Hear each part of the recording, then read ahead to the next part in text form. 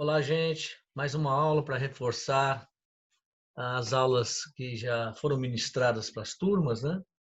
É, Essa aula sobre reforma protestante. Estamos adentrando os portais da Idade Moderna, ok?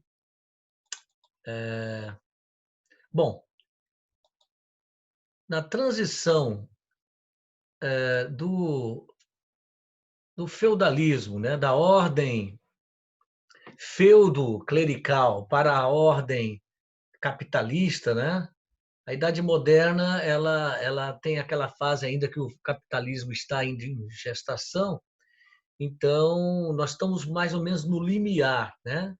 Você tem traços de continuidade da Europa feudal com elementos novos, né, que estão surgindo com a dinâmica já pré-capitalista, ok? Bom, e aí nessa transição, uma economia que era muito mais fechada passou a ser uma economia mais dinâmica, uma economia de formação de mercados, né? A sociedade já comporta uma mobilidade de status da pessoa muito maior do que a, a, a rigidez dos tempos da Europa feudal, ok? É, no plano político, nós vamos ter um processo de formação, né, de estados centralizados, né, ocupando o lugar que era daquelas monarquias vazias de poder, né, onde o poder local, o particularismo local prevalecia. No plano cultural, nós vimos, né, uma cultura hegemonicamente de temáticas religiosas. Você passa agora já a ter o predomínio, né, de temáticas humanas, não é assim? O que, de forma muito geral, a gente pode falar a transição do teocentrismo para o antropocentrismo, né, de maneira geral. Bom, e se essas mudanças alteram, né, o econômico, o social, a ordem jurídica também, os elementos de cultura, não vai ser diferente também nas estruturas religiosas, né? Nós vamos ter na Reforma Protestante um momento de cisão da cristandade ocidental, né? Não era a primeira vez que o cristianismo estava passando por uma grande cisão, uma grande divisão, né? É só lembrar do cisma do Oriente, lá no século XI, 1054, que fez nascer a cristandade ortodoxa, né? Pois então, agora nós vamos ter uma cisão de um porte maior, né? É uma cisão onde nós vamos ter uns embates maiores, né? Nós vamos ter até guerras abertas dentro do próprio ambiente cristão, né? Entre católicos e protestantes, tá? Bom, mas vamos tentar entender aí o que inicia a reforma protestante. Na verdade, né? Nós poderíamos chamar de reformas protestantes, no plural, né? Porque nós vamos ter várias modalidades, né, de rupturas com a Igreja Católica que vai fazer nascer igrejas reformadas. Tá? Nós vamos ter lá na Alemanha, né, o luteranismo, na Alemanha ainda nós vamos ter os elementos do anabatismo com Thomas Müntzer, né? Na Suíça ali, Zwinglio, Calvino, na Inglaterra o próprio rei Henrique VIII. Então nós vamos ter diferentes modalidades, né, de manifestações rompendo com o papado, rompendo com a Igreja Católica. Bom, então é isso. Nós tínhamos uma unidade cristã ocidental, tá? E essa unidade vai dar lugar agora a uma multiplicidade, né, no cristianismo ocidental, ok?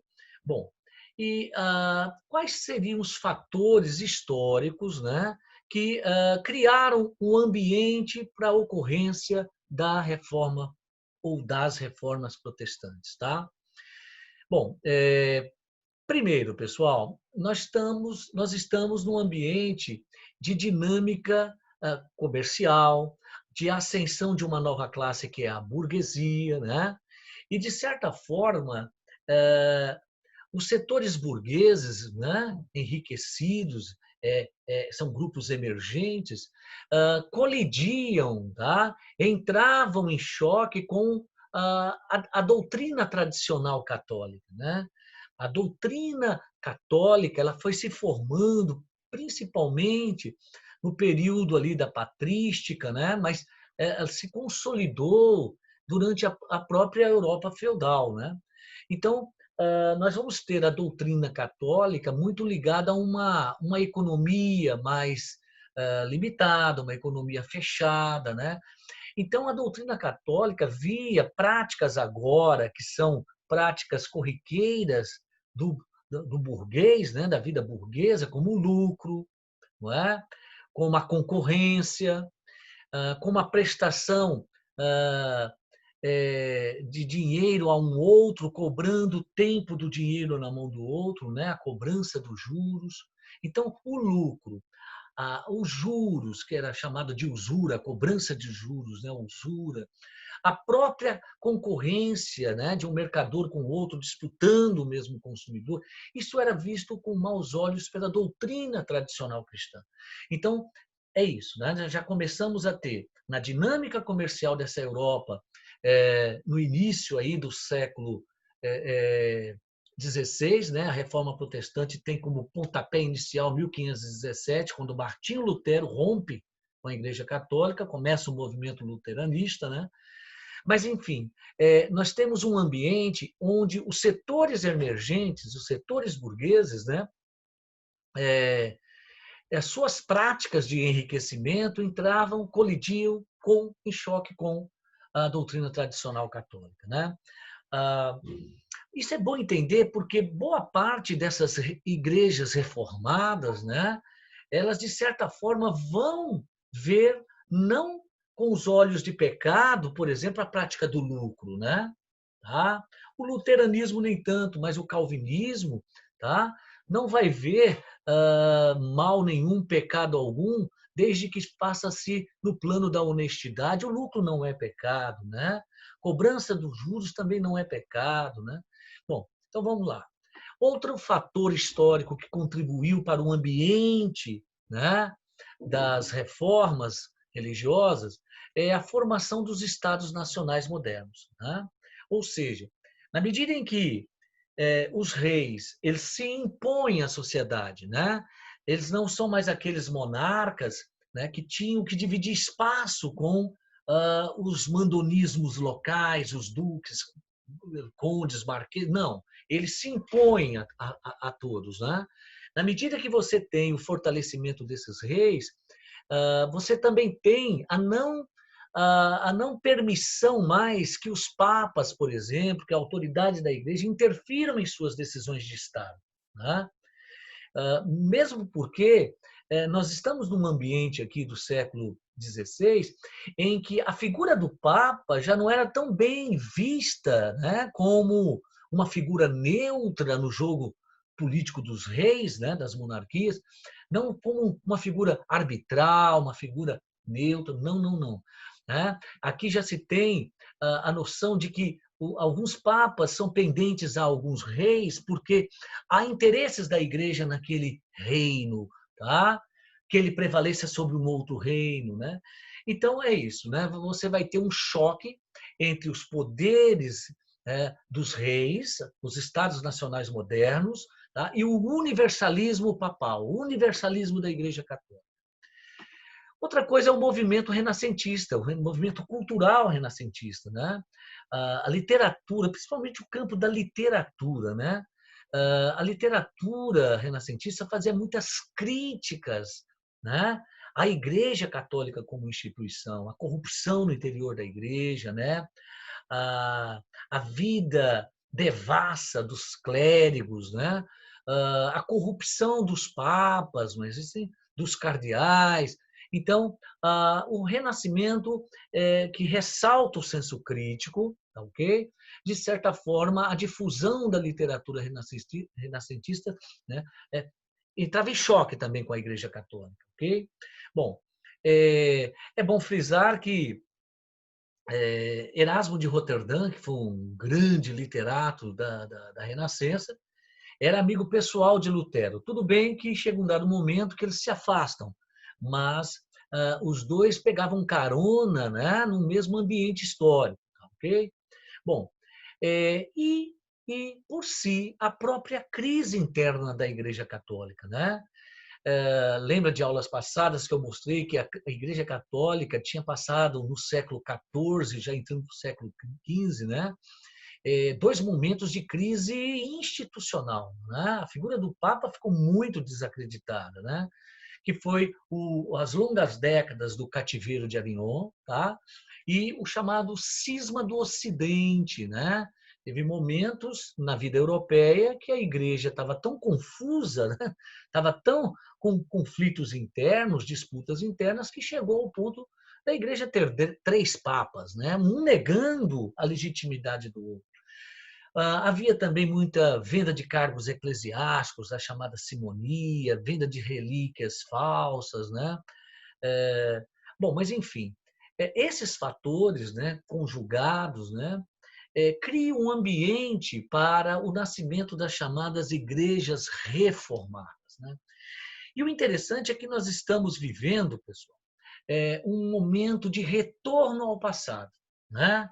A Renascença, por exemplo, né, o movimento cultural, não fazia um retorno à cultura greco-romana? Pois então, tinha uma ala de padres, né, reformistas dentro da Igreja Católica, que sonhavam em ver a Igreja, né, porque eles achavam que a Igreja Católica tinha se afastado dos rumos do cristianismo real, né? Tinha uma ala de padres reformistas na Igreja Católica, muitos até muito sinceros, né? Que queriam o retorno. E que retorno é esse? Retorno ao quê? A igreja primitiva, a igreja dos apóstolos, a igreja que você tem relatada lá nos textos do livro de Atos dos Apóstolos, né? Os primeiros cristãos, né? Então, como a Renascença faz um revival, né? Busca voltar, né? Revivenciar a cultura clássica, os cristãos, né, do ambiente ali que vai ocorrer a reforma também queriam um modelo de igreja muito parecida com o círculo apostolar lá primitivo, tá? Bom, e tudo começa com Martinho Lutero, né?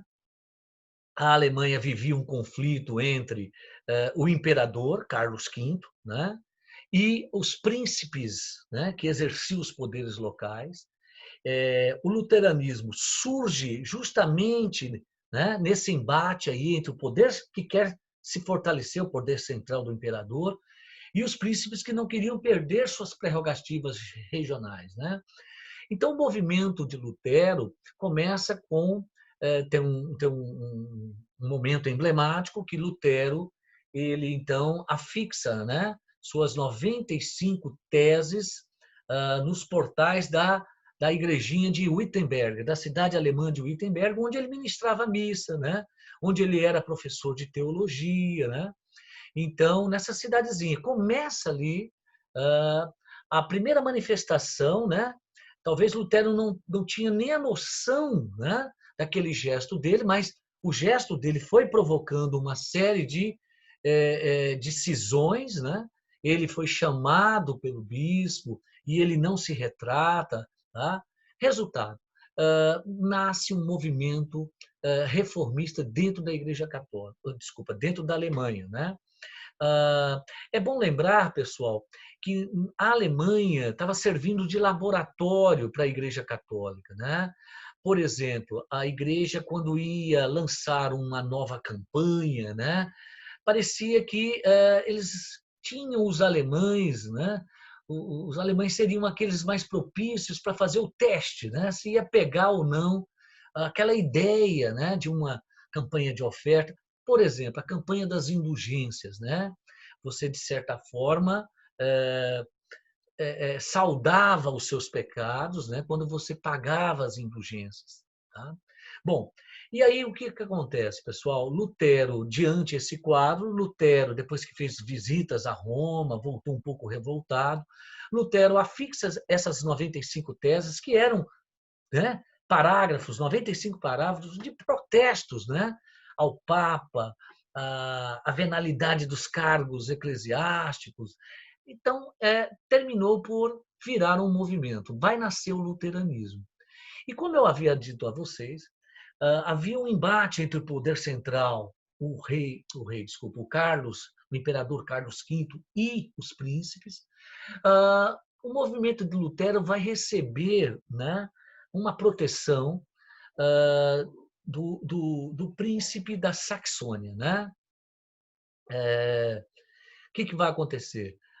O príncipe Frederico da Saxônia vai dar apoio ao movimento reformista luterano, que começou a ganhar conotação popular, que, né, de certa forma, era uma maneira de se fortalecer, né? Ou seja, a Saxônia se fortalecer, o príncipe Frederico se fortalecer, e enfraquecer o Carlos V, enfraquecer o papado, né? Que queria diminuir os poderes dos príncipes. Bom, resultado, pessoal, o movimento luterano cresce, tá? As teses da nova Igreja Reformada Luterana, eu vou trabalhar aqui rapidamente, ela vai de uma forma um pouco diferente, né? Mas praticamente as outras reformas protestantes vão ser muito próximas a isso aqui que eu vou explicar. Qual eram os pontos marcantes da doutrina luterana, tá? Bom, só lembrando que nasce aqui o universo protestante, né? Hoje esse universo não é muito chamado de protestante, né? Boa parte das igrejas históricas, como a igreja luterana, a igreja presbiteriana, né? São igrejas históricas, a igreja anglicana, são igrejas que vêm desse tempo, tá? Hoje o mundo evangélico, né, é muito mais pulverizado, tem muito mais quantidade de denominações, tá? Bom, mas vamos lá, nós vamos ter aqui os princípios, né, que vão ser lançados pela doutrina luterana, que de certa forma vai variar um pouco, né, vai variar um pouco aqui e acolá, mas praticamente é isso aqui, as teses do protestantismo. Bom, primeiro a salvação, né? A salvação é só pela fé, ela não é proveniente de obras também, obras de caridade, não, não, não. Só a fé, né, salvadora no Cristo já basta, né? As escrituras, a Bíblia é a única fonte, né, de inspiração, e aí eles recusam a tradição, porque no catolicismo você tem a Bíblia, né, e a tradição, tá? Não, eles recusam a tradição, somente a Bíblia, tá?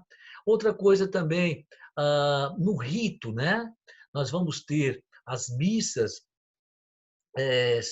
sendo, na verdade, aqui nasce a ideia do culto, né? Mas assim, os ofícios, né? A homilia, a mensagem, que era só em latim na Igreja Católica, nessas igrejas reformadas, né? Emprega-se o idioma nacional, o idioma nacional. No caso, na Alemanha, o alemão. No caso, na França, o francês, tá? Não o latim mais nas missas, né? No caso aqui, nos cultos. Sacramentos. O universo protestante, daqueles 7 sacramentos, né, tradicionais da Igreja Católica, né, o batismo, a crisma, a unção de enfermos, a confissão de pecados, né? Que mais? Estou esquecendo. Então, os 7 sacramentos, o matrimônio, o sacerdócio, tem os obrigatórios e os não obrigatórios.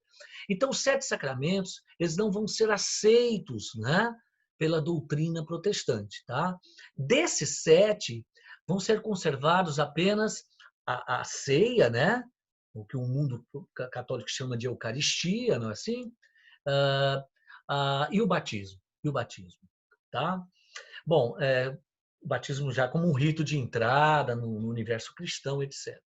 Bom, a igreja, você vai ter o fim daquela rígida hierarquia na Igreja Católica, né?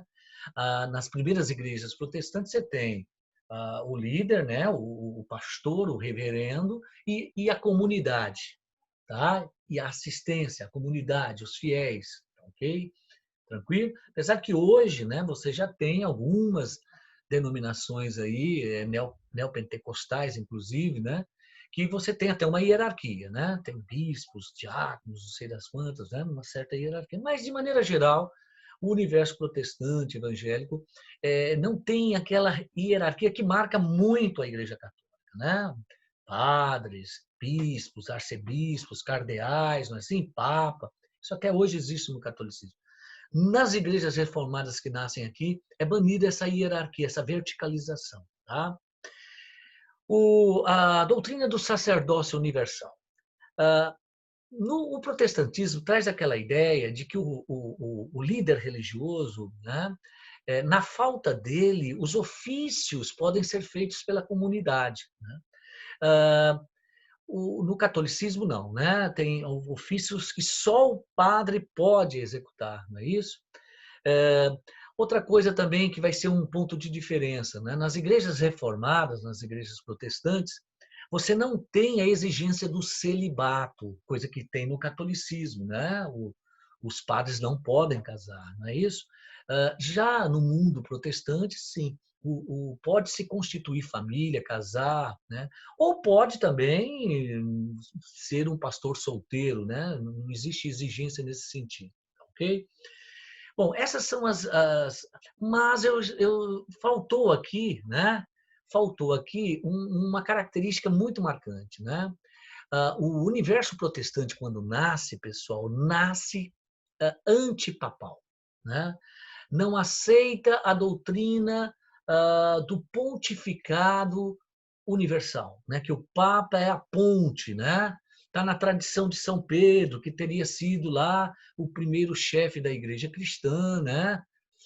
Não, o universo protestante não tem na autoridade do Papa, né, como líder dos cristãos, deles protestantes, ok? Apesar que hoje há um convívio muito pacífico, né, entre principalmente as igrejas protestantes históricas ah, com a Igreja Católica, né? Haja visto quando o Papa Francisco esteve, né, em visita ao Brasil, teve um grupo de igrejas evangélicas que estenderam, né, fizeram uma visitação, uma coisa de cortesia, uma coisa bem bacana aqui no Brasil. Bom, mas voltando. Então é isso. Outra coisa também, o protestantismo ele repudia, não é que repudia, né?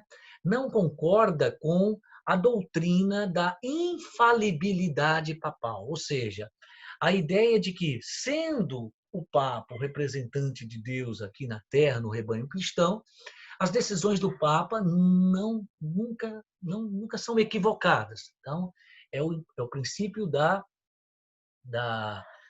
da inerrância, né? O Papa não erra, né? Tá bom? Já os protestantes acham que sim, o Papa, na sua liderança com os católicos, ele pode sim cometer erros, tá ok? Bom, e aí nós vamos ter, na mesma Alemanha, pessoal, um surgimento de um movimento que se separou do luteranismo, né? Thomas Müntzer, ele era um pastor da igreja de Lutero. O que acontece, pessoal? Vou contar uma história bem rápida.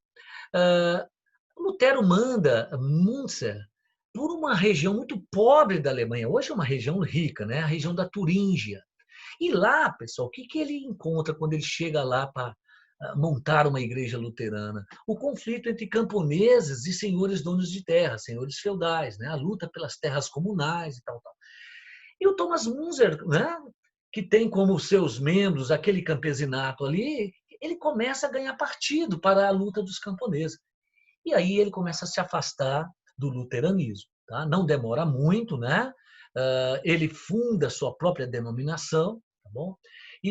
Só que esse movimento será fortemente reprimido em 1524, né? Vai ser a grande perseguição aos camponeses amotinados da Turíngia, né? Pelos príncipes alemães. Bom, então você já tem aí dentro da Alemanha o luteranismo e os anabatistas, tá? Opa, adiantei demais aqui. Em seguida, pessoal, nós vamos ter também lá na Suíça o calvinismo, na Inglaterra a Igreja Anglicana com o próprio rei Henrique VIII, tá? Que vai usar como motivo muito superficial, né? a não aceitação do divórcio, né? Ele pede uma carta de divórcio ao Papa para que ele se separasse de Catarina de Aragão e contraísse um novo casamento. Ele já estava de olho em Ana Bolenha, né? Para tentar um filho homem, né? Para lhe suceder ao trono. O Papa nega a carta de divórcio, né? E aí não é esse os fatores. Já havia um descontentamento com a Igreja Católica dentro da Inglaterra.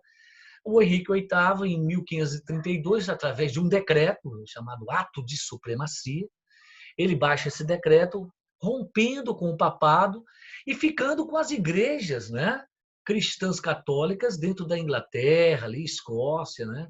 O que vai acontecer? Essa igreja vai aos poucos se transformando em igreja anglicana, que é uma igreja também do campo protestante. Bom, pessoal, com o passar das décadas, o que está acontecendo?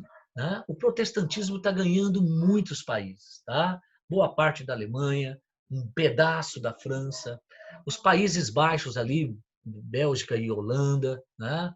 Na Inglaterra, né? Vai chegar também na Escócia, né? Com o calvinismo ali, os presbiterianos. Tá? Você vai ter também Dinamarca, Suécia, tá? Então, esses países todos vão se protestantizando. Chega um dado momento que a Igreja Católica, através do Papa, tá, forma um concílio. Tá? A cidade italiana de Trento foi a escolhida para iniciar esse concílio. É raro os concílios na história da Igreja. Concílio é coisa muito séria na história da Igreja. Quando a autoridade papal convoca um concílio é porque é coisa muito séria. E aí, pessoal, a Igreja Católica, através do Concílio de Trento, vai tomar uma série de medidas, tá? Uma série de medidas, tá? E medidas para frear o avanço protestante, tá? Como por exemplo, né? Reativar o Tribunal do Santo Ofício, a chamada Inquisição. Então, países católicos, de certa forma, vão discriminar, tá? Protestantes vão perder cargos no governo, países católicos vão perseguir famílias protestantes, né? É a chamada corrida da Inquisição, né? Outra coisa também, o Concílio de Trento, preocupado com a cristianização do Novo Mundo, né? No caso as Américas, que estão começando a ser colonizadas, né? Já que os ibéricos, Portugal e Espanha, estavam, né, com boa parte das terras da América, o Concílio de Trento vai decidir em criar uma ordem de padres, tá? Que serão os padres jesuítas, né? Para ter essa finalidade de vir para as Américas, para o Novo Mundo, cristianizar, logicamente, de forma católica, né? Os ameríndios, antes que os missionários protestantes aqui chegassem. Tá vendo aí? Por isso que as medidas tomadas pelo Concílio de Trento foram, de maneira geral, chamadas de contra-reforma, tá? Para ver se parava o avanço do protestantismo, ok? Bom, vai reafirmar suas doutrinas no Concílio de Trento. A Igreja Católica, frente às críticas violentas dos teólogos protestantes, ela vai conservar, né, suas doutrinas, tá? Vai conservar, inclusive, a doutrina da transubstanciação dos elementos da ceia, tá? Que os teólogos protestantes atacavam, tá? Dizendo que havia consubstanciação, né? Bom, enfim. E também vai ser instituído o índex, uma lista de livros que seriam proibidos de um bom cristão católico ter acesso, e também perseguições aos seus autores. Pessoal, terminamos aqui, deu uma geral, né? Como eu falei, uma aula mais concisa, né? A aula mais prolongada, detalhada, é dada às turmas na parte da manhã, ok? Isso aqui já favorece fazer a tarefa dessa semana. Pessoal, um grande abraço a todos e se cuidem. Um abraço.